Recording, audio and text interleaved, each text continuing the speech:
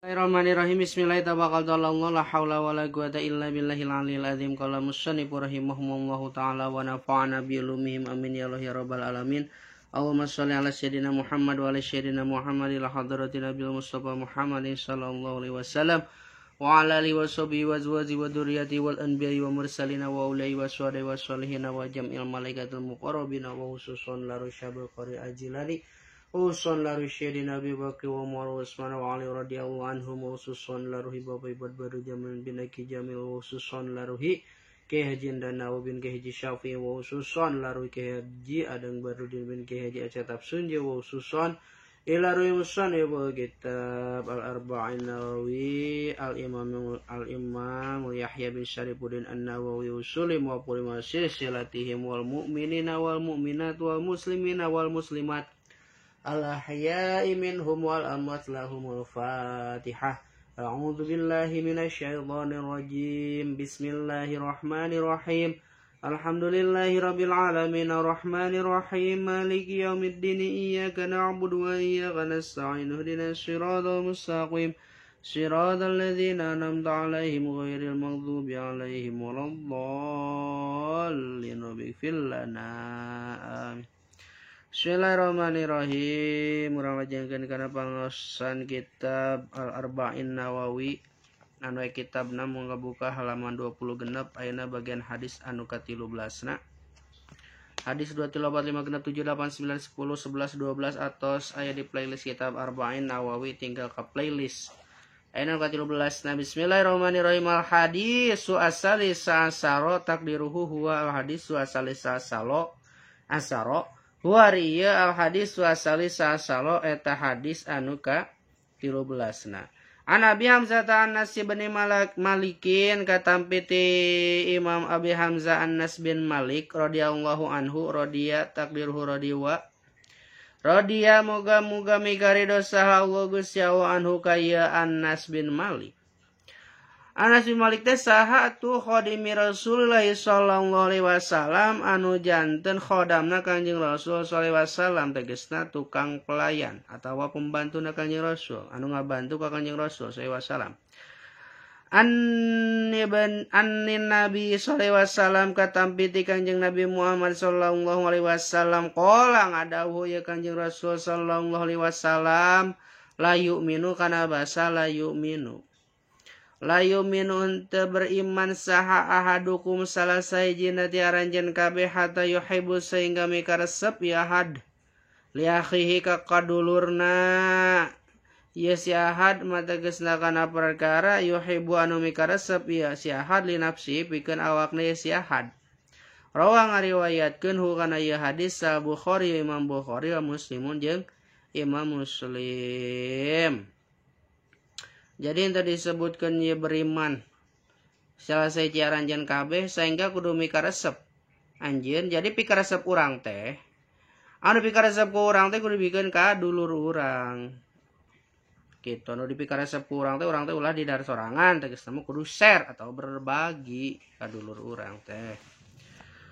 Al hadis arabiya syara ari eta hadis anu ka-14 na an Ibnu Mas'udin katampiti Imam Ibnu Mas'ud radhiyallahu anhu radhiya muga-muga mikarido saha Allah Gusti Allah anhu kaya Imam Ibnu Mas'ud.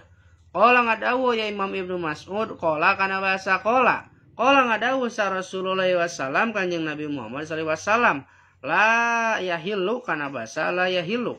Sorry Imam Ibnu Mas'ud Kanjeng Nabi ngadawuh kieu qala Rasulullah sallallahu alaihi wasallam qala Rasulullah sallallahu ngadawuh Kanjeng Nabi Muhammad sallallahu alaihi wasallam la yahilun teu halal naon da mumriin geutina hiji lalaki muslimin anu Islam ieu si jalma illa bi ihda salasin angin ku tilu pirang-pirang angin ku salah sahijina anu tilu hiji lalaki teu halal getihna tegasna ieu tegasna di jalma teh teu meunang dibunuh teu halal getihna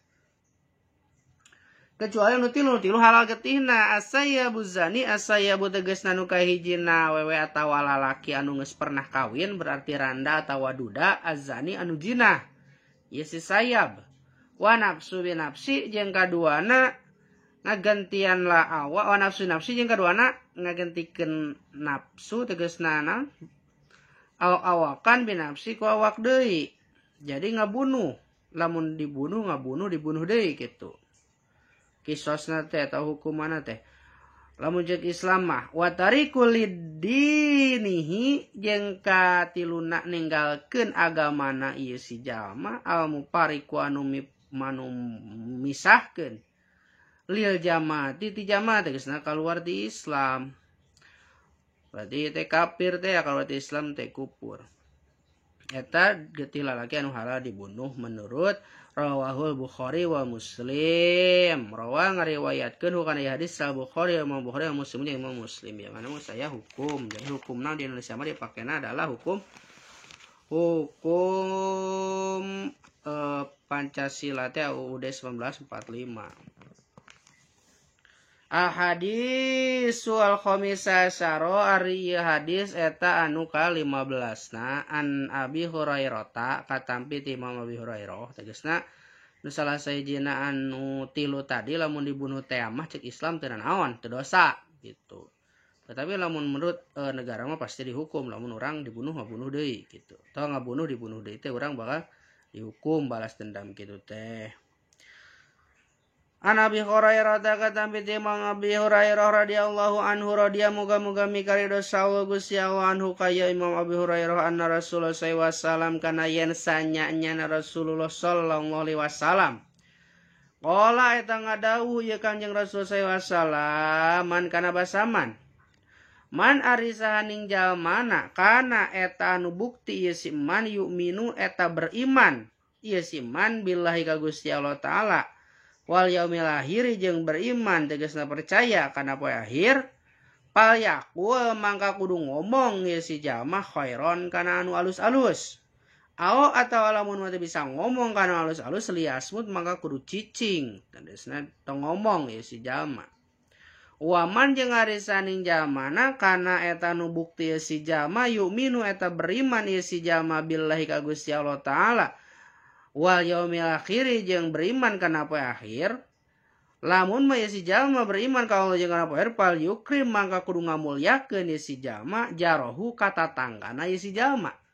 Waman jeung ari saning jalmana kana eta nu bukti si jalma yu'minu eta beriman si jalma billahi ka Gusti Allah wal yaumil akhir jeung kana poe akhir pal yukrim maka kudu ngamulyakeun si jalma dhaifahu ka tamuna si jalma. Rawa ngariwayatkeun hukana ieu hadis sahal Bukhari Imam Bukhari wa Muslimun jeung Imam Muslim. Jadi kitu tah saja manu beriman ka Gusti Allah jeung kana poe akhir kudu ngomong anu halus-halus lamun teu bisa ngomong halus-halus ticing. Jeung lamun mah eta percaya atau iman ka Gusti Allah jeung kana poe akhir maka kudu ngamulyakeun ka tatangga. Jeung lamun mah iya teh jelema teh beriman ka Gusti Allah jeung kana poe akhir maka kudu ngamulyakeun ka tamuna eta tanda-tanda nu beriman ka Gusti Allah jeung kana poe akhir cirina teh kudu kos kitu. Al hadis wa sadisa saro ari ieu eta hadis anu ka-16na an Abi Hurairah katampi ti Imam Abi Hurairah radhiyallahu anhu muga-muga mikarido Allah Gusti Allah anhu ka Imam Abi Hurairah amin.